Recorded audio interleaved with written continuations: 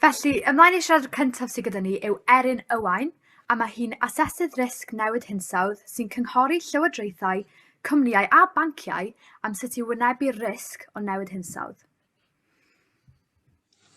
Erin ydw i, a dwi'n asesydd risg newid hinsawdd yn gweithio yng Nghaerdydd, ac fel rhan o fy swydd dwi'n cynghori llywodraethau, cwmnïau a banciau ar sut i wynebu risg o newid hinsawdd.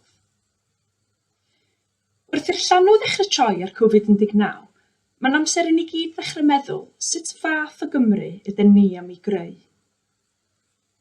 Mae pwysigrwydd tystiolaeth gwyddonol o fewn penderfyniadau gwleidyddol wedi ymlygu hyn eleni yn fwy nac erioed, wrth i ni gyd droi at fapiau, graffiau a data am gyngor ar y pandemig.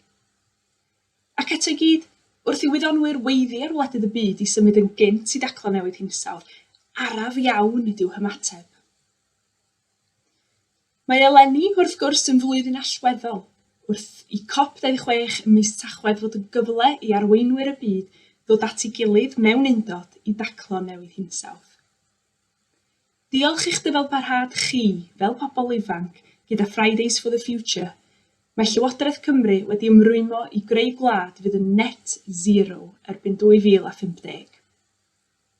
Ond un cam bach di gosod targed, rwan mae'r gwaith caled yn dechrau.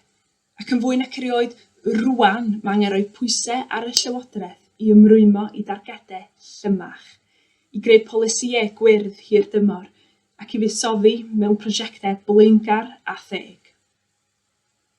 Sut dyn ni'n cyrraedd y targed? Pa fath o fuddsoddiadau? Wel, mae hynny fyny i chi. Eich llais chi fydd yn siapio penderfyniadau'r Llywodraeth. Dyma di pŵer eich pleidlais chi ar fai y chweched eleni. Ydych chi ymweld y Llywodraeth yn buddsoddi mewn diwydiannau gwyrdd, glân a saff, neu'n buddsoddi mewn atomfeydd niwclear a fydd yn cyrraedd y targed yn gynt? Beth am fuddsoddi mewn prosiectau ailgoedwigo neu ailwylltio, ceir, trydan a hydrogen? Beth am bolisïau sydd yn edrych ar ôl y pobl fy'n cael ei effeithio fwyaf gan newid hinsawdd? Effaith hafasychion ar fywyd y ffermwyr? Effaith cynyddol glaw trwm a tirlithriadau ar gymoedd y de? Effaith codiad lefel y môr ar ein hardaloedd arfordirol? Rhaid i bob agwedd yn bywyd ni newid, o'r bwyd yn ei fita i'r ceir a'r bysiau dyn ni'n ddefnyddio i'r dillad dyn ni'n wisgo.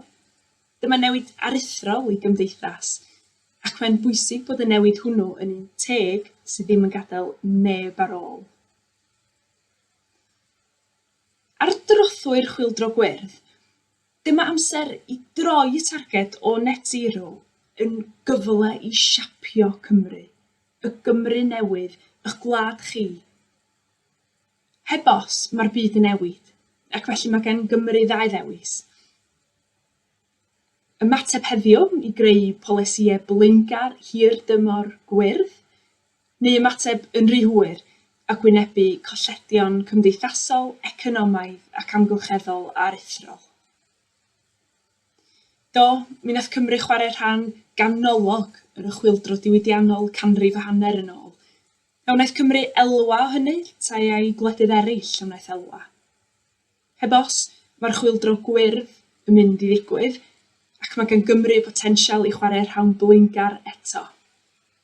Ydych chi am adael i hanes ailadrodd ei hun? Diolch i chi am godi'ch llais a phrotestio, ac oherwydd hynny, mae Cymru wedi cymryd y cam cyntaf ar ei siwrne tuag at net zero erbyn 2050. Ond mae llawer mwy o waith i wneud erbyn hynny. Ac felly, dyma gyfle i chi fynd â'ch llais gam ymhellach, a hynny i'r blwch pleidleisio. Cofiwch, defnyddiwch eich pleidlais ar fai y chweched i greu y Gymru newydd.